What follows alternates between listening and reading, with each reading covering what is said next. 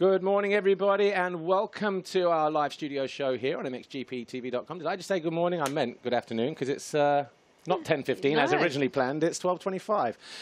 We're at Assen. It's round 19 of 20, the FI Motocross World Championship, the MXGP of the Netherlands, the penultimate round. And I think it's going to be a fairly busy weekend this weekend. Before we get into all of that, though, our first guest is in position, ready to go. But Lisa Leyland, we're almost there. The end of the season, we're within touching distance. But this weekend, as I just said, it's going to be a busy one. There's still a lot to go on. It's jam-packed. I mean, we've got a potential MXGP champion this weekend. We've got the 125 title decider this weekend. We have. And things, we've just seen the first WMX race, but things are really heating up there as well. They are. So it's a lot going on. There is, because if you've been following, or if you haven't been following, then obviously no Courtney Duncan in the championship. She was 21 points clear. Behind her, Chiara Fontanesi and Nancy van der Ven were tied on points, and Larissa Papenmeyer was only 2 points further back. So effectively, a three-way battle now ensues to find a world champion in the women. But let's get on with the show. Bas Vass and Honda 114 Motorsports joins us for the first time ever on our studio show here. Welcome to our little boudoir. Yeah, it's great here. It's okay if you like purple. Yeah. Blends well with the red. I don't know about that. But look, Bas, good to see you. Obviously riding in MX2, 18th in the championship. When I look at the season for you so far, it's almost like it's broken down into 3/3. The first sort of 4 or 5 races you were present, then you were missing for 4 rounds. And the last 3 or 4 races now, you've looked like you've started to find some kind of consistency. Is that how you would look at it as well? Yeah. I feel like you're spot on. In the beginning, we were struggling a little bit, and then I got the injury, which like on my adductor, and it sucked. But I just had to take time off. It was hard to train or anything, because I couldn't cycle, I couldn't run, I couldn't do anything because I was on the leg. And so when I got back riding, my riding went quite good immediately, but I just didn't have the fitness. And because everyone just kept going, it was twice as hard for me to work back, because I had to start from zero again, just like it was from an off season. Sure. So yeah, in the beginning I was struggling to finish motos and stuff, because I was tired. Sure. But now I'm feeling I'm coming back and back and back, and I feel I'm really close to 100% now. So before Trentino, then, before your crash, were you happy with where you were riding? Because I think you'd had a good, the results were starting to come.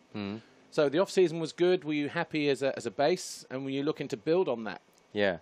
It was around Trentino. I was starting to get more in the comfort zone. I was in the beginning of the season, the first 2 GPs, I was struggling a little bit because we didn't do so many off-season races. Yeah, and also switching from Suzuki to Honda, so new brand, new bike, testing and everything. Yep, correct. And then around Trentino, and I started to feel really comfortable.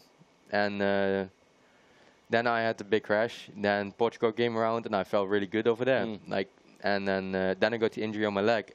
And the first moto I still finished, I believe, 9th or 10th with that injury. And the second moto, the injury got too bad to even really finish it, and then I had to start all over again. Well, we're talking about Trentino because obviously, like you said, that's where you got injured, and you were, I mean, we've got it here, very lucky to get back up from that. Quite a crucial point in your season, wouldn't you say, just 4 rounds into the championship? Yeah, it was. Yeah, it sucked a lot. Like in the beginning, the hit really didn't affect me. Like, okay, I couldn't breathe and stuff, but that was just from the hit. Yeah, what we didn't see there was you getting hit and landed on by Bernardini as you were picking the bike up. You know? And that was the bad part actually from with Samuele, that he jumped into me, and then I got the wind knocked out of me, and I couldn't do anything. The bike was completely destroyed, and then I felt good in the week just practicing, but then you're not when you're practicing, you're not at the same pace as the GP. So, and the Portugal came around, we had a lot of ruts, like, because it was muddy. And then, because in the weekend there weren't so many ruts, so I still felt good with my leg. But because there were so many ruts in Portugal, I already had a small rupture in my adductor, but I didn't feel it in practice. And then with the ruts and the bumps and everything, from the GP, it just started ripping more and more and more. Sure. So perhaps, I mean, like you said, you tried to race in Portugal, but was the injury perhaps a lot worse than you suspected? Yeah, definitely. Yeah. Because I just felt like, in the beginning, I just felt like you know, after a hard day training, your muscles ache, and it felt a little bit like that. So I was actually surprised that that it was like that, and then it still looked, everything looked good. It wasn't big or anything, so I thought there's no major damage, because normally then you get like a lot of like fluid and stuff. Yeah. And then Monday morning I woke up with my leg was completely red and blue and really big. I couldn't even put on pants or anything because it was so big. So yeah, then I was really scared, and then I went back to Holland to the doctors. And well, I'd be scared if you had to go out with no pants on. Yeah, to the doctors. I had some sweatpants and stuff, so that was no worries. But yeah, it was really actually it was kind of terrifying to see, because the day before, like it hurt, but it didn't see anything. Yeah. And then the next morning, like your complete leg is completely swollen and big and red. Yeah. But then, so you take some time out, you come back, you start building. We go to Samarang, and all of a sudden, you bang in a good confidence boot. You're actually knocking on the door for top 5 in one of the races before you fell. And then, how was that there? Because was that a good confidence booster for you? You know, coming back and getting that result.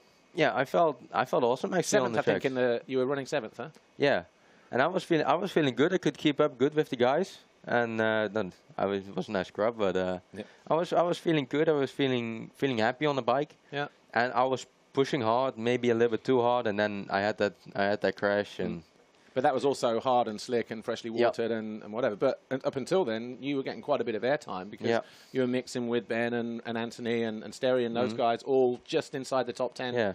Between 5th and 6th. I felt really comfortable riding there, and with the speed I was really comfortable. And then I had a mistake happen, and it was another setback. I hurt my elbow a little bit with that, so I had to, like, I still could ride with it and everything, but not 100%.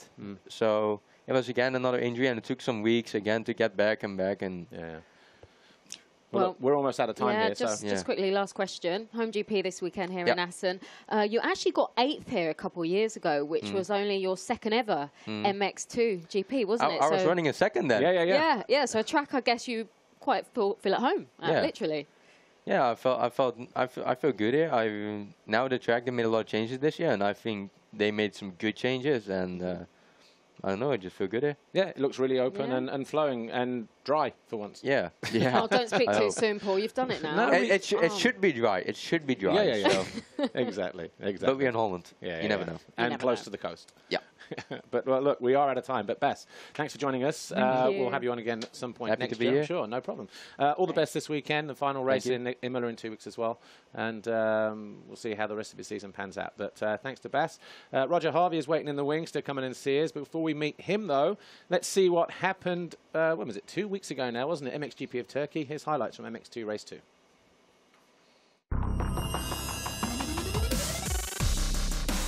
After the drama of Race 1, all eyes were on the 2 Red Bull KTMs once again. Prado thought he'd made it, but it was Covington for the 4th foxhole shot of the year. The Rockstar Energy Husqvarna started to pull clear on a freshly watered track.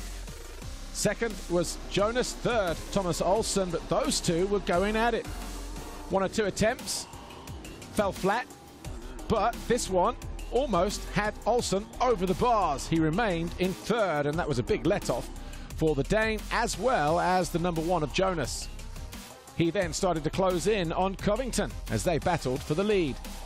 Prado was running into some difficulties. He was in 4th place, but the 919 Khmer Yamaha of Ben Watson made a move around the outside of the young Spaniard to get himself into 4th. And a couple of laps later, it was Hunter Lawrence on the Honda 114 Motorsports machine that repeated the move to go into 5th.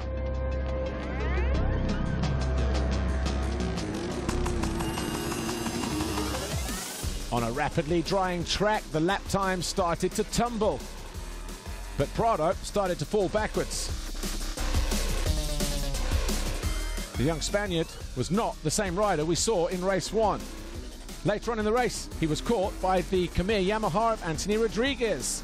He caught the Spaniard napping, and that move put Rodriguez into 6th and Prado down to 7th. All of a sudden, the points were starting to work in the favour of number 1, Jonas. Eventually, Rodriguez made his move stick. Prado, in 7th, was in trouble. Covington, though, he was still leading, but with 4 laps to go, the Rockstar Energy Husqvarna rider threw it away. Jonas went through, and so too did Olsen. And that would get Olsen on the podium instead of Lawrence. The race win went to Paul Jonas for the 15th time this year. Olsen second, Covington, Watson, Lawrence, your top 5. But the overall belonged to Covington. His first win of the season, his 4th career victory, his first since Villars-Suzeko, the final round of 2017. But Prado has seen his lead cut from 30 points to 24 as we head to Assen in the Netherlands for round 19, the penultimate round of the MX2 World Championship.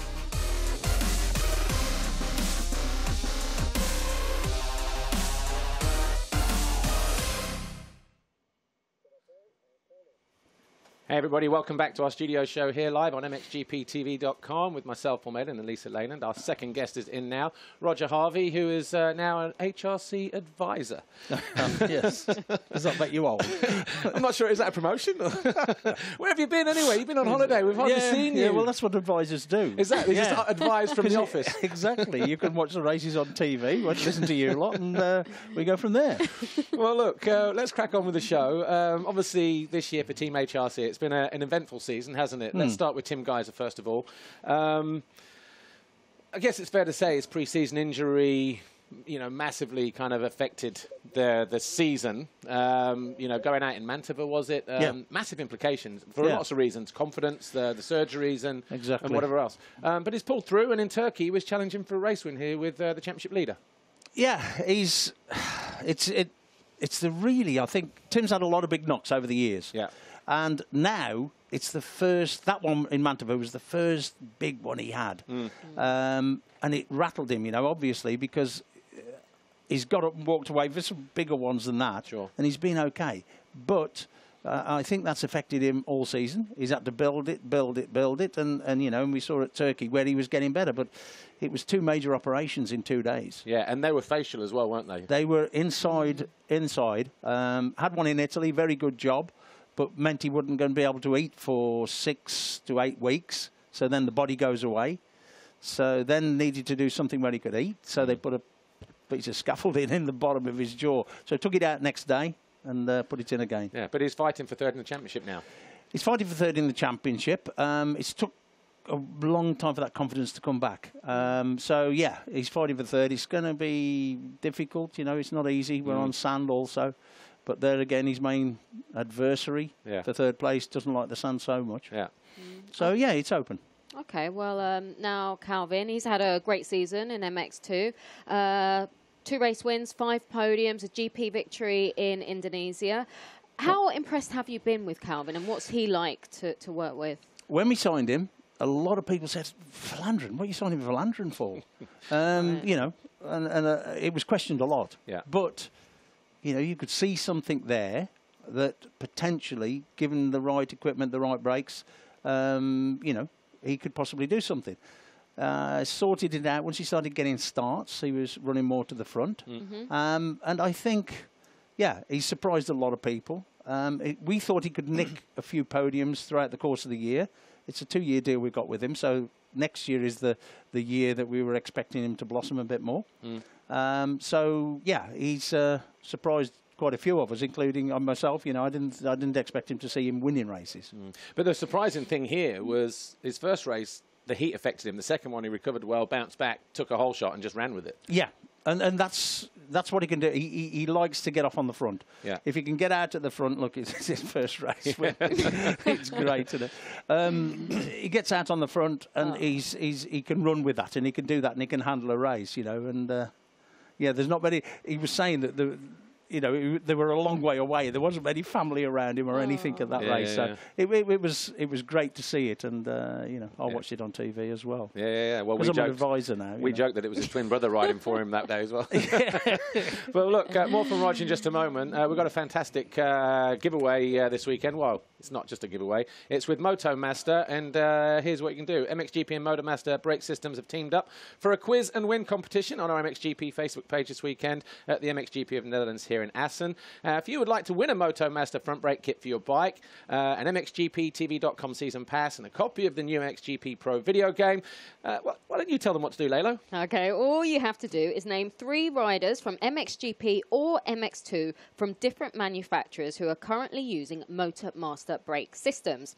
Look at this graphic on our Facebook page to enter the draw for a chance to win, and the contest will end on Tuesday the 18th of September, so good luck with that. But back to our HRC advisor. Advisor. Let's talk about Brian Bogus. Obviously, he's back this weekend, which is great to see. But it really has been quite a tough season for him and for the team. And the injury that he originally had was a lot more complicated, wasn't it, than first expected? Yeah. And there he is. And he's so glad to be here, I tell you. He's he just got it wrong, riding, and the way he landed, it was wrong. Big job. Then we took all the right procedures with the surgeons and everybody to get it right. And it was, you can start riding. Then a little bit of pain in the foot when he started riding, and get it back. A little red mark, go back, get it checked. Bone cracked again. So, and you know what that's like as a rider, Mailer. You're an ex-rider. Well, this was, we were talking about this in Trentino. That's how far back it was, wasn't it, when these flare-ups, initial flare-ups started around and 4. That's it, and that's where we were expecting him sort of back by then. Yeah. But take your time, you know. Sat this side, you can advise a rider what he should be doing. You're an advisor. I'm an advisor, that's it. And sat that side, you know what he's like as a rider. You've got to get on at the first possible moment of this. And it's a conversation we had for here, you know. Is he going to come back here? And but the rider won. Yeah. So he's just... He knew he could do it. He's had about 3 weeks on the bike. He's worked hard. You know, he hasn't done a lot of riding. So the expectations of him here is hopefully to come away injury-free. Yeah. See if he can finish the races. But, you know, we're not expecting results from him or anything like that. But it's just good to have him back. And did you see the excitement on his face? You know, it's quite amazing. And the family. And, of course, his sort of father-in-law, which is the girlfriend's dad, was John van der Berg. And... Van der Berg's been known how to crack a whip or two. Yes. You know? Well, look, obviously, before we go, with him being missing, Todd Waters filled in. How much of a job did he do for you? How much of a valuable asset was he in terms of development and testing and that kind of thing? Todd was disappointed with the results. You know, he was expecting stronger results, expecting it to be better. But the feedback and everything he's given us and his ideas for suspension setup and this, that and the other, you know, that's gone back to Japan and been very welcome, you know, and we thank Todd for that. And we've managed to keep him on with Assen Motor Team. Sure. So he goes over there and he finishes his last couple of Grand Prix with those boys. Yeah. You know, we weren't expecting Brian back, so we expected Todd all year. Sure. So when Brian says, yes, I can start riding, okay, then we'll have a shuffle about and do that. So, yeah, thanks to Todd, and he stood in and did a good job for us. About 30 seconds to go. This afternoon, 3:15 here. You got a bit of a media launch. 2019's? 2019 Hondas, yeah. The both 250, 450, 450, 450L. So we're doing that in the Assen Moto hospitality. Gordon Crockard, he's now responsible at Honda Europe. He'll be doing that. I'll be introducing him. So situation. Diddly do. Here we go. He's Irish. That's what we say. And he would understand that as well, by the way. So yeah, Croc's going to run through the new bikes and this, that, and the other, and then we'll probably bring Mattis up to say congratulations on his EMX title. And just really quickly, he's running different livery this weekend. There's going to be a launch for that as well, is there, or something? I don't know. I saw it on the media opportunities or not. No. Mattis? No. Oh, to be honest, I don't know. No. Okay. I honestly don't know that, but right. I suppose he's winning the championship. It was probably, yeah. Probably a gold Honda. A little bit celebratory. All right. Well, look, Roger Harvey, HRC advisor. Thank you for joining us in here. We'll see you again in the future, I'm sure. But Roger Harvey, everybody. Right, before we meet Adam Wheeler from OnTrackOffroad.com, let's crack on with the highlights from MXGP Race 2, MXGP of Turkey 2 weekends ago.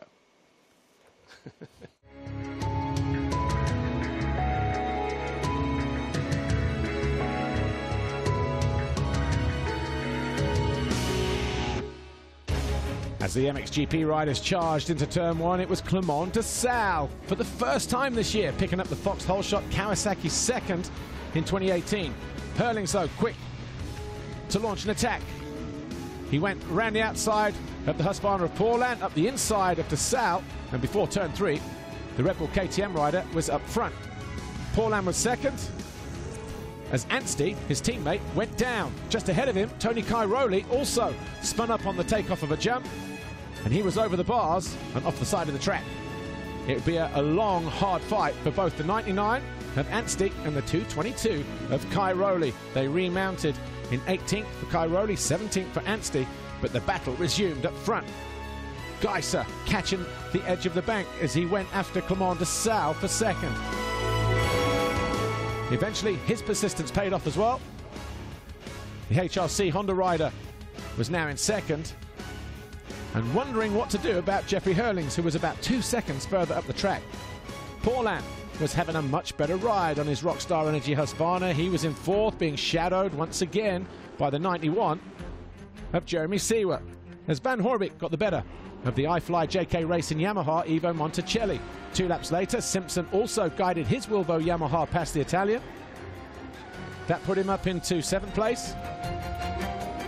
Cairoli was just having a very, very difficult day, riding with a hand injury picked up in race 1. He was just trying to pick up as many points as possible to take the title to the final rounds of 2018. Herlings, though, all of a sudden came under attack from the 243 of Tim Geiser, who whittled down a 2-second gap to absolutely nothing. Herlings, though, responded. Meanwhile, his teammate, Koldenoff, made this move on Simpson to move into 7th with 2 laps to go. The pace up front, though, was too much for Geiser. And in the end, Herlings started to break free. And as he hit the line, it was win number 29, Grand Prix victory number 15 for the season, a new record in itself, and his 82nd career Grand Prix victory. 13 double moto wins now in 2018. Geiser and de Sal on the podium with their 7th and 8th podiums respectively, and the gap now is almost unsurmountable. Herlings needs just 3 more points than Cairoli at his home Grand Prix, the MXGP of the Netherlands, in Assen in 2 weeks' time. De Sal stays 3rd. Geiser is closing ever so slightly, though, in 4th. Welcome back to our live studio show here then. Assen, the penultimate round of the FIM Motocross World Championship, the MXGP of the Netherlands. Adam Wheeler is with us once again on trackoffroad.com. And Adam, good to see you again for this penultimate round. Could be a very big weekend. We'll talk about that later on. But with the end of the championship in sight, still everything to play for in MX2. What have you made of the Prado-Jonas battle? Because after the first 3 GPs, when Jonas went 1-1-1-1-1-1, 3 GPs, bang, we all thought it was over. No one could have predicted what happened next, especially where Prado was concerned. Yeah, absolutely. I did an interview recently with Jorge, and he was talking a little bit about that first problematic Grand Prix in Argentina where he crashed, and he is recovering from an elbow injury anyway. I said, did you panic? Because, Paul's was obviously taking a big lead in the standings. But he said, there wasn't a degree of panic at that stage. It's only his 2nd season in the class. 2nd sort of full year, or even on a 254 stroke after sort of 10th in the European. So, he said that they just worked on chipping away at the points lead. And, to be sort of like the first Spanish rider in the class to hold the red plate, there's been little pressure points, I think, all the way through the year for Jorge. But he's been helped by the fact that Paul's has been there and then kind of distant, then there, then distant. So it's not been a runaway, but then also he's been able to just, gnaw at that gap and finally, take the lead. Well, before Trentino, round 4, you look at the results where everybody was at. Jonas had a 45-point advantage over Prado, who was 3rd. How much do you think this rise in confidence, this new Prado, if you like, is down to the fact that he's had that switch from the Dutch side to the Italian side? Has that had a bearing on it at all? Yeah, I mean, again, if you talk to him, it's all he credits. I think, Claudio De Carli has really taken Jorge under his wing like he did with Tony in 2004. It's almost like a 2nd generation of that coming along. I think Tony has also been something of a mentor figure for Jorge. He's only 17. So it's nice to see a teenage talent in the vein of a Herlings, Roczen, coming through, even Muscan. And I think, you know, Claudio De Carli, David De Carli, his son, also playing a pivotal role in the way Jorge is trained and prepared. You know, the whole kind of Italian cultural aspect of that faction in Red Bull KTM has paid off. I don't think, you know, I'm sure he had the support structure in 2017 to also achieve the same. I think he would have been in a similar position this year. But then, you know, De Carli and that little special group deserve a lot of credit, I think, for his consistency and his calmness. All right, we need to crack on because we've got 5 minutes left, 4.5 minutes. So, Lisa. Yeah, just quickly. KTM have done a great job, would you say, perhaps sealing the cracks of the two have gone head-to-head. And there have been some really close races, haven't there? And especially, I think everything just came to boiling point last round in Turkey. Would you agree with that? Yeah, it's interesting. I mean, I think, you know, this is a consequence of you know, Paul's fighting back, trying to get some sort of like momentum going again in the championship. I mean, Paul Jonas is a great ambassador as a world champion. He's a very sort of happy-go-lucky, stoic kind of guy. You know, not one prone to conflicts or to moods or creating a bad atmosphere.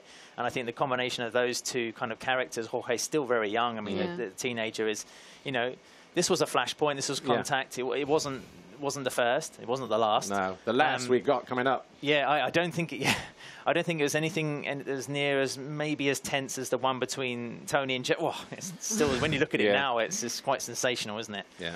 I'm sure words were said behind closed doors to, you know, respective parties, but well, even the mechanics. You watch now, we get the reaction from pit lane with Jorge's side, and I think.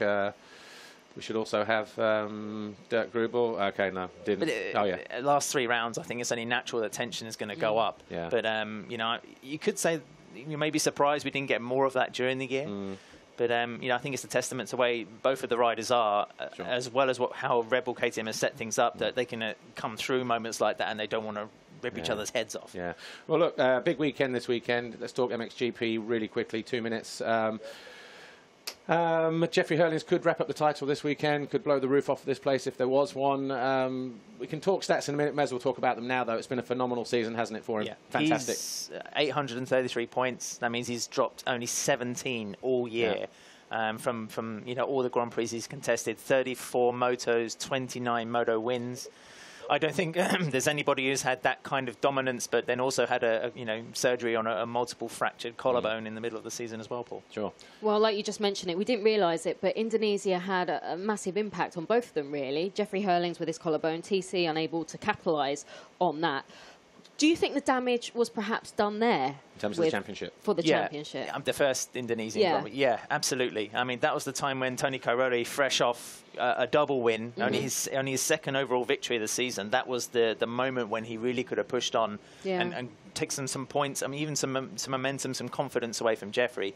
And to be able, you know, coming out of that Grand Prix with like a damaged thumb, and not having kind of capitalised on Hurlings' real moment of weakness this year, then that was one of the key chapters of this championship. I mean, this was a messy Grand Prix for both of them, wasn't it? Because both riders fell, Jeffrey on his right side and whatever else. But, you know, moving on from this, we know that Jeffrey obviously is 95 points clear now, could wrap it up tomorrow, gold boots and all. But it's hard to believe, or maybe not, that KTM have dominated. They've only lost one race and one Grand Prix to Kawasaki and Clement de Sal all year. In MX2 as well, Paul. You know, there's been 18 Grand Prix in both classes, MX2 and MXGP, and you know, Japanese bikes have only won 2 of those. Well, Russia was the one time, wasn't it, with Clement de Sal, winning that one race, that one GP. In a word, it's domination. Yeah. They have the right mix of the machinery. I mean, you cannot dispute that when you see the starts week on, week out, and also just the talent of fostering people, keeping people like Tony Cairoli motivated and in the right kind of form and happiness environment where he wants to continue. He's got another 2 years to go. Jeffrey Hurlings is hitting a peak of form, you know, and then someone like Jorge Prado discovering, like, you know, his kind of 4th gear, if you'd like. Sure. Okay. One final question, Lisa. Well, one question. This is a social media question for you, Adam, from Whip It Like Geister. And he says, what do you think is the best team at this year's Motocross of Nations? The best team? Yeah. I mean, France have won it for 4 years in a row, but the US on home turf. I think if you're going to be cruel, then Justin Barcia could be the little bit of the wild card and amongst, you know, the national champions, Eli Tomac and Aaron Plessinger, but that is an amazingly strong team. They haven't won since 2011, so it may be time to break that. Well, it needs them to win it to keep them interested in the series, in the event going forward, doesn't it? Yeah. I mean, the Dutch, a lot of people tip in the Dutch as well. Sure. You can't write them off. And if they win, they come here next year, 1, 2, 3. Oh, absolutely. So that is all to play for those guys. And Adam, we are out of time. Thank you for joining us. Adam Wheeler, ontrackoffroad.com. We are out of time, as we said. Catch all the action live this weekend on MXGPTV.com.